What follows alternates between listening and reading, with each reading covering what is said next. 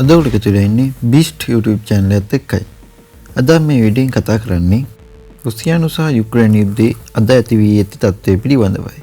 අපි ආරාධනා කරනවා බීස්ට් YouTube channel එක subscribe කරන්න කියලා. මේ YouTube channel එකේ විවිධ රටවල් වල පවතින යුද්ධයන්, ඊශ්‍රායල් පලස්තීන යුද්ධය, වගේම රුසියානු යුක්‍රේන යුද්ධය සහ අපි ඉතිහාස යුද්ධවල කතා, ඒ කියන්නේ අතීතයේ සිට වර්තමානයේ දක්වා එම රටවල් වල තත්ත්වයන් සහ භූදේශපාලනික වෙනස්කම් සහ විවිධ ගණේ ආයුධ ගැන මේ YouTube channel එකෙන් කතා කරනවා. ඒකින්ද අලුත් නිර්මාණයන් ගැනත් අපි මේකෙන් කතා කරනවා. ඒකින්ද අනිවාර්යයෙන්ම අපි බීස්ට් YouTube channel එක subscribe කරන්න කියලා කියනවා අපි.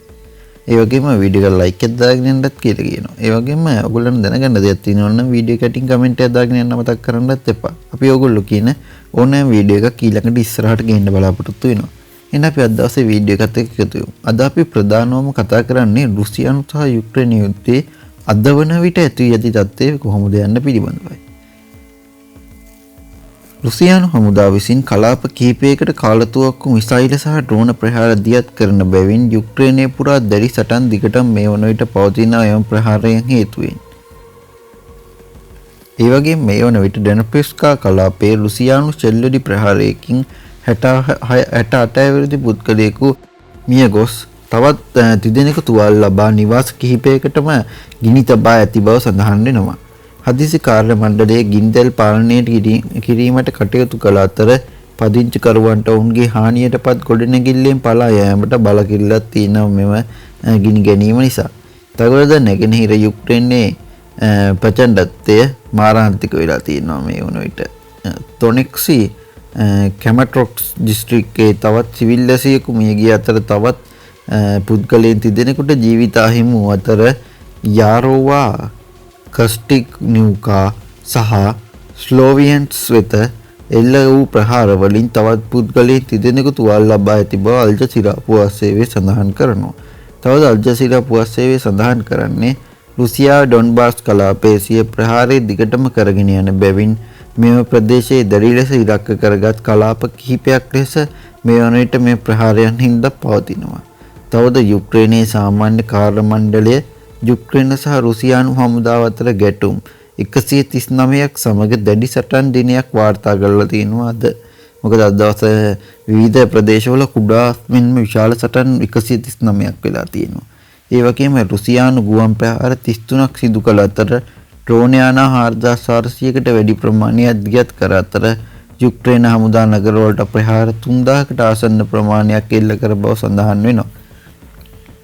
තවද මේ අතර ඩොනෙක්සි මාර්කෝව් සහ ක්ලෙබන් බයික් ගම්මාන අසල රුසියානු හමුදා කුඩා දියුණුවක් ලබාගත් නමුත් විශාල ජයග්‍රහණ වාර්තා වෙලා නැති බව සඳහන් වෙනවා. කියෝව්හි සතිය මුලදී විශාල රුසියානු ප්‍රහාර වලින් අගනුවරට පහර දීමේ පසු දහස් ගණනක් පදිංචිකරුවන් තවමත් විදුලිය නොමැතිව සිටිනවා. මොකද මේ සීත කාලේ උන් කියවෙන්නේ හැම වෙලේම කතා කරනවා වගේම මේක නිසා විදුලිය අතිශයින් වැදගත්. මොකද ඔවුන්ගේ පැවැත්මට මේ වන විට විදුලිය අත්‍යවශ්‍යම දෙයක් වෙලා තියෙනවා. එම විදුලි කර්මාන්ත ශාලා, ඒ කියන්නේ විදුලි බලාගාරයන්ට එල්ලවන ප්‍රහාරයන් සහ එහි යටිතල පාසුකම් වල සිදුවන විනාශයන් හින්දා මේ වන විට දාස් ගණනකට විදුලිය නොමැති තත්ත්වයක් උදා වෙලා තියෙනවා. තවද විදුලි යථා තත්ත්වයට පත් කිරීම සඳහා ඉංජිනේරුවන් පැය 24 පුරා වැඩ කරමින් සිටින අතර බලපෑමට ලක් වූ නිවාස වලින් අඩක් පමණ උණුසුම යථා තත්ත්වයට පත් කර ඇති අතර නගර බලධාරීන් තහවුරු කරලා තියෙනවා. ශීත ඍතුවේ උෂ්ණත්වයේ කැටිවීමත් සමග බොහෝ පවුල් සඳහා තත්ත්වය අනතුරුදායක වෙලා තියෙනවා මෙම සීතල කාලගුණයේ හින්දා. තවද යුද්ධයේද රුසියානු භූමියට දිගටම බලපානවා. මේ වන විට ඔවුන් අල් ජසීරා පුවත්සේ එසේ සඳහන් කරන්නේ ඔවුන් සඳහන් කරන යුද්ධය රුසියානු භූමියට දිගටම බලපෑවේ යනුවෙන්.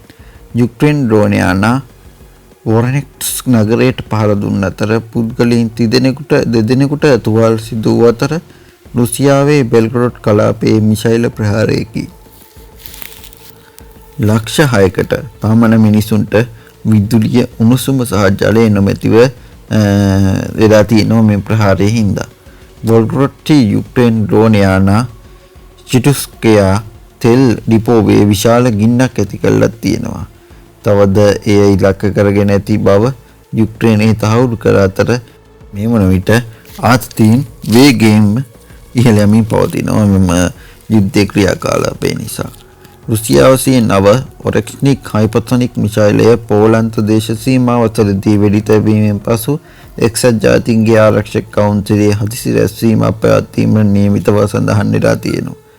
යුක්‍රේනයේ පවසන්නේ මෙම ප්‍රහාරයේ ජාත්‍යන්තර නීතිය බරපතල ලෙස උල්ලංඝනය කිරීමක් සහ යුද්ධයේ භයානක ලෙස උස්සන්න වීමක් නියෝජනය කරන බවයි. තවද රුසියානු බලධාරීන් දිමිත්‍රි මොස්කෝව අනතුරුවෙන් වූයේ රුසියාව කිසිවිටකත් යුක්‍රේනයේ නේටෝ හෝ යුරෝපීය හමුදා පිළිගන්නේ නැති බවත් බටහිර රටවල් කෙරෙහි ආක්‍රමණශීලී භාෂාව භාවිතා කරන බවත්ය. යුද්ධය පිළිබඳ අධ්‍යයනය සඳහා වූ ආයතනයේ විශ්ලේෂකයන් විශ්වාස කරන්නේ ඔරෙක්ස්නික්ස් මිසයිල වර්ජනයේ සැලසුම් කර ඇත්තේ බටහිර ආණ්ඩු බියගැන්වීමට සහ යුක්‍රේනයට සාකච්ඡා සඳහා හෝ තවත් හමුදා ආධාරය යැවීමෙන් ඔවුන්ගේ ධෛර්යමත් කිරීමටය. තවද යුක්‍රේන ජනාධිපති වඩිමීර් සෙලෙන්ස්කී තහවුරු කළේ යුක්‍රේනයේ මිලිටරි සහ දේශපාලන සහයෝගය පිළිබඳව එක්සත් ජනපදයේ සමග නිරන්තර සංනිවේදනයකින් යෙදී සිටින බවයි. රුසියාවට පිටුබල දීම සම්බන්ධයෙන් ඉරානයේද හෙලා දුටලා තියෙනවා. මෙම ක්‍රියාවන් දෙකම එකම ප්‍රචණ්ඩත්වයේ සහ මානව හිමිකම් නොසලකා හැරීමේ ප්‍රතිපත්ති පිළිබිඹු කරන බව පවසමින් තමයි ඔවුන් මේ සඳහන් කරලා තියෙන්නේ. තවද රුසියාව චීනය ඉරානය සහ දකුණු අප්‍රිකාවද ඒකාබද්ධ නාවික අභ්‍යාස ආරම්භ කර ඇති අතර මොස්කව් සහ සාචරයින් අතර වැඩෙන මිලිටරි සහයෝගීතාවයක් පෙන්වු කරන බව සඳහන් කරලා තියෙනවා. ඒ සමගම රුසියානු තෙල් මිලදී ගැනීම දිගටම කරගෙන යන රටවල් වලට දඬුවම් කිරීමෙන් නව එක්සත් ජනපද උත්සාහයන් සාධාරණයේ පිළිගනිමින් රුසියාවට සම්බාධක ශක්තිමත් කිරීමට සෙලෙන්ස්කී ප්‍රතිඥා දී ඇති බව සඳහන් කරලා තියෙනවා. තවද රුසියානු වරායන්ගෙන් තෙල් අපනයනය ඉහළ කියද නව දත්ත පෙන්නුම් කරන්නේ රුසියාවේ බොළු නිෂ්පාදනය වසරක් එකමාරක් තුළ එහි පහළම මට්ටමට වැටී ඇති බවයි. සටන් තීව්‍ර වන විට ගෝලීය රාජතාන්ත්‍රිකත්වයේ දැඩිවන අතර බලශක්ති වෙනත පොළවල් ප්‍රතික්‍රියා කරයි. රුසියාවේ යුක්‍රේනයේ යුද්ධයේ දේශපාලනීය ආරක්ෂාව සහ ලෝකයේ ආර්ථිකය නැවත හැඩගන්වයි යනුවෙන් අල් ජසීරා පුවත්සේවයේ වාර්තාවක් සඳහන් කරලා තියෙනවා. එහෙනම් මේ වීඩියෝ අවසානයේ දක්වා රැඳී සිටියාට ස්තුතියි. අපි මේ වගේ වීඩියෝ එකකින් හිටත් හම්බෙමු. එතකම් අපේ Legend of War YouTube channel එක subscribe කරලා වීඩියෝ එක හිතලා බලගෙන share කරලා මේ වීඩියෝ එකට අනිවාර්යෙන් like එක දාගෙන නමතක් කරන්නත් එපා. අපි මේ වගේ වීඩියෝ එකකින් හිටත් හම්බෙමු. එතකම් goodbye එහෙනම්. හෙට උදේටත් වීඩියෝ එකකින් හම්බෙමු.